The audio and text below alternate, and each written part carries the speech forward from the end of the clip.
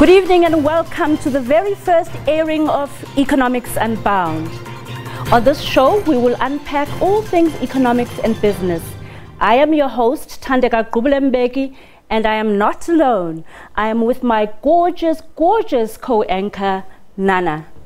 Hi, Nana. Say hi. Hello, Real World, and welcome to our show.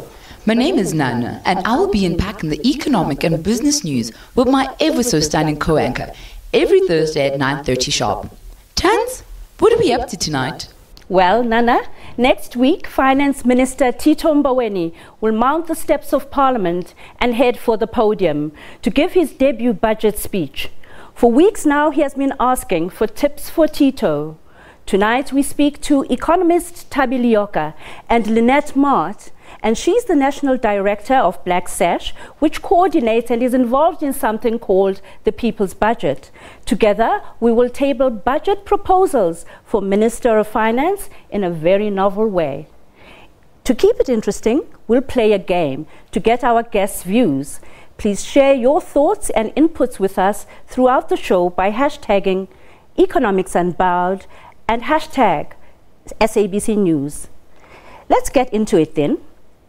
Before explaining the state of play, please take heed of the points made in the small insert on the condition of the economy. Government has borrowed approximately 1 trillion rand over the last 8 years, yet has not been able to dent the youth unemployment rate of 52.4%, which rises to 65.7% when you include the discouraged job seekers. Most economists polled this week and said the borrowing figure excludes the debt of the state-owned entities, which pushes government debt to approximately 70% of gross domestic product, when included to the central government borrowing figure. Yet many of our SOEs are in need of additional capital injections. The minister may well make a significant announcement with regards to capital injection for the SABC, a further bailout for SAA, and an adoption on the sovereign balance sheet of a great portion of the 40 billion Eskom debt.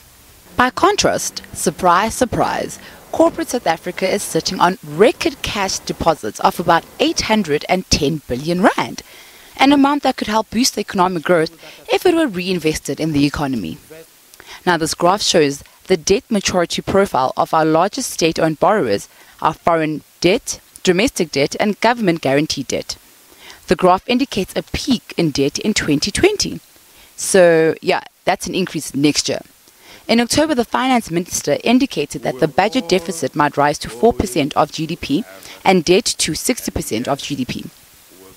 Some economists argue that the biggest thing holding South Africa back is that the private sector is just not happy. Private spending is not engaging with the economy. Business confidence and domestic investments are low and are languishing at far below 20% of the GDP. This figure must be pushed upwards if we are to achieve even 3% over the next 3 years. Fixed investment spending in manufacturing, a sector that is critical to job growth, has declined by a massive 33% since 2008.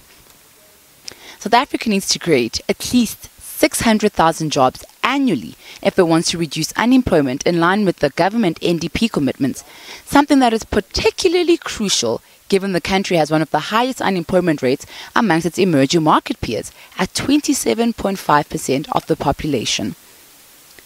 Which leads to the question then, is raising taxes an option?